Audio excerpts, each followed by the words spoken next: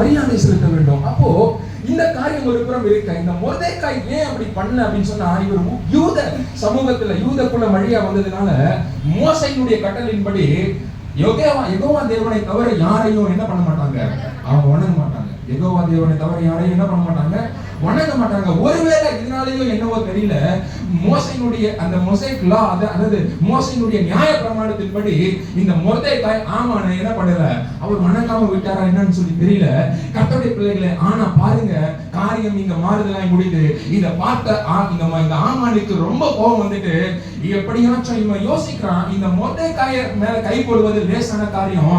ஆனா மொர்தெக்காய் மாத்திரம் கிடையாது, தேசமெங்கும் இருக்கிற அனைத்து யூத ஜனங்களையும் அழிக்க வேண்டும் என்று சொல்லி ஒரு பெரிய ஒரு திட்டத்தை அவன் இந்த எஸ்தர் புத்தகங்களை பார்க்கும் பொழுது 127 தேசமெங்கும் பரவி இருக்கிற யூத ஜனங்களுக்கு விரோதமாய் கூட இவன் எழும்பி போய் ராஜாவிடத்துல என்ன பண்றான்னு சொன்னா சொல்றான், ராஜாவே தேசமெங்கும் ஒரு விதமான மக்கள் பரவி இருக்கிறார்கள், இவங்களை விட்டா என்ன பண்ணிடுவாங்க, ரொம்ப பயங்கரமாயிடுவாங்க, உங்களுக்கே பிரச்சனையாயிடும், இவங்களை நம்ம என்ன பண்ணிடலாம், இதோட கூட முடிச்சுக்கலாம், எனக்கு ஒரு கட்டளை கொடுங்க, இவர்களை என்ன பண்ணான்னு சொன்னா அழிப்பதற்கான ஒரு நேரம், ஒரு காலம், ஒரு நாளே குறிச்சிட்டாங்க.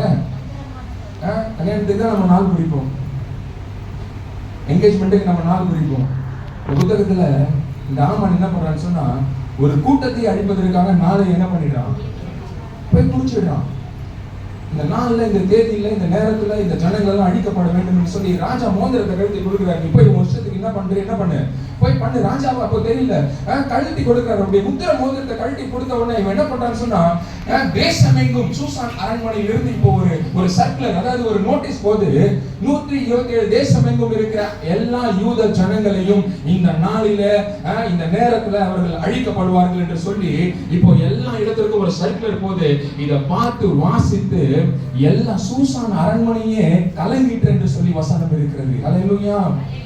சூசான் அரண்மனையே 15வது வசனம் வாசிங்க, 3வது அதிகாரம் 15வது வசனம். அந்த அஞ்சற்காரர்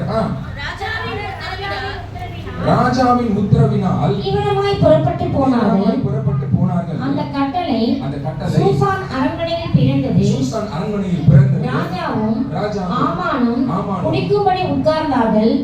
சூசான் நகரம் கலங்கிற்று. எல்லாரும் அழுந்து புலம்புறாங்க. ராஜாவும் ஆமானும் என்ன சேர்ந்து என்ன பண்றாங்க, அவங்க ஒருபுறம் போயிட்டாங்க.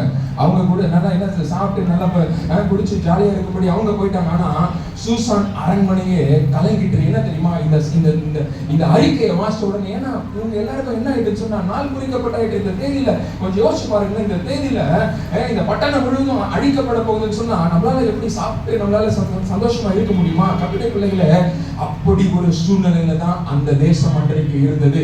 அந்த காலகட்டத்துல மொர்தெக்காய் ரெட்டுடுத்தி கொண்டு இப்ப எங்க வராருன்னு சொன்னா சூசான் அரண்மனையை நோக்கி ராஜாவை பார்க்கும்படியா ஓடி வராரு. ஆனா ரெட்டுடுத்தி கொண்ட மனுஷனை அரண்மனை பக்கம் பார்த்தாலே சாகடிக்கப்பட வேண்டும் அப்படின்னு ஒரு கட்டளை இருக்கிறது. வசனத்துக்கு வாசிப்பதை நீங்க வீட்டுல போய் நீங்க இன்னைக்கு இந்த 3 அதிகாரத்துல இருந்து நீங்க 7வது அதிகாரம் வரைக்கும் நீங்க வாசிச்சு பாருங்க. கர்த்தருடைய பிள்ளைகளே, இப்போ நடக்கிற காரியங்கள் பாருங்க, அடுத்தடுத்து நடக்கிற சம்பவங்கள், இந்த சம்பவத்துல இந்த காரியத்துல இந்த அதிகாரத்திலிருந்து நம்ம சில காரியங்களை நம்ம கற்றுக்கொள்ள வேண்டும். முதலாவது நம்ம பார்க்க ஒரு விஷயம், தேவனுடைய வாக்குத்தத்தம் அது என்றைக்கும் மாறாது. அல்லேலூயா. தேவனுடைய வாக்குத்தத்தம் அது என்றைக்கும் அது மாறாது. நீங்க 2025ல துவக்கத்துல நான் சொல்றேன், நான் உறுதியா சொல்றேன், ஒருவேளை நம்முடைய ஆரம்பம் அற்பமா இருக்கலாம், ஆனா 1 மாதமோ 2 மாதமோ 3 மாதமோ 6 மாதமோ இந்த ஆண்டு முடிவதற்குள்ளாய் கர்த்தர் சொன்னதை செஞ்சு முடிச்சிடுவார். ஹல்லேலூயா. ஹல்லேலூயா. முடிவு ரொம்ப ஆசீர்வாதமாய் நமக்கு இருக்கும். உங்களுடைய சபையுடைய வாக்குத்தத்தத்தின்படி கர்த்தர் நிச்சயமா அதை செய்து முடிப்பார். ஹல்லேலூயா. பாருங்க, இங்க ஒரு காரியம் நடக்குதுங்க. ரெண்டாவது காரியம் நான் உங்களோட கூட நான் என்ன சொல்ல விரும்புறேன்னு சொன்னா, 2வது அதிகாரம் 21வது வசனம் வாசிங்க. 2வது அதிகாரம் 21வது வசனம்.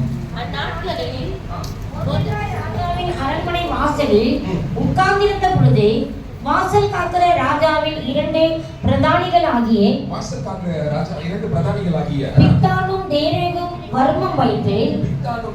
வர்மம் வைத்து ராஜாவாகிய ஆகாஸ்வரின் மேல் ராஜாவாகிய ஆகாசு கை போட வகை தேடினார்கள். தேடினார்கள். இந்த காரியம் மொர்தெகாய்க்கு தெரிய வந்ததினால் காரியம் மொர்தெகாய்க்கு தெரிய வந்தது. அவன் அதை ராஜாத்தியாகிய எஸ்தருக்கு அறிவித்தான். அவன் ராஜாத்தியாகிய எஸ்தருக்கு அறிவித்தான். எஸ்தர் மொர்தெகாயின் பெயரால் அதை ராஜாவுக்கு சொன்னாள். எஸ்தர் ராஜாவுக்கு சொன்னால் அந்த காரியம் விசாரிக்கப்படுகிற பொழுது அது மெய் என்று காணப்பட்டது. ஆகையால் அவர்கள் இருவரும் மரத்திலே தூக்கி போடப்பட்டார்கள். ராஜா சமூகத்தில் நாளாகமம் புஸ்தகத்திலே எழுதப்பட்டிருக்கிறது. ராஜா சமூகத்திலே நாளாகமம் புஸ்தகத்திலே எழுதப்பட்டிருக்கிறதுமா. இங்க பாருங்க, இப்ப என்ன கவனிங்க பாருங்க. கர்த்தர் இந்த இடத்துல இப்போ இந்த மொர்தெகாய் என்ன ஆகுதுன்னு சொன்னா, இவன் ஒரு சாதாரண ஒரு மனுஷன். இவன் வந்து இந்த காவல் காக்கிற இந்த வாசலடியில உட்கார்ந்து இருக்கும்போது ஆகாசு ராஜாவை கொலை செய்யும்படிக்கு ரெண்டு காவல் காக்கிற மனுஷன் இவங்க 2 பேரும் பிளான் பண்றாங்க. இதை கேட்ட மொர்தெகாய் போய் ராணி ஆகிய எஸ்தர் ரொம்ப வளர்ப்பு மகள்ல ஈஸியா அவன் போயிட்டு என்ன பண்ண முடியும், கம்யூனிகேட் பண்ண முடியும். ராணி இல்ல, அவருடைய மகள், வளர்ப்பு மகள். அதனால ஈஸியா சொல்ல முடிஞ்சது. என்னன்னா, ராஜாவின் மேல கை போட நினைக்கிறாமா, நீ தயவுசெய்து என்ன பண்ணு, ராஜாவை காப்பாத்துன்னு சொன்னு விசாரிக்கிறாங்க. உண்மையா சொல்லி பாக்குறாங்க. உண்மைதான் சொன்ன உடனே 2 பேரை அந்த 2 காவல் காக்கிற மனுஷனுக்கு மரண தண்டனை. ஹல்லேலூயா. பாருங்க, இப்போ ஏன் இதை நான் சொல்றேன்னு சொன்னா, இப்போ இந்த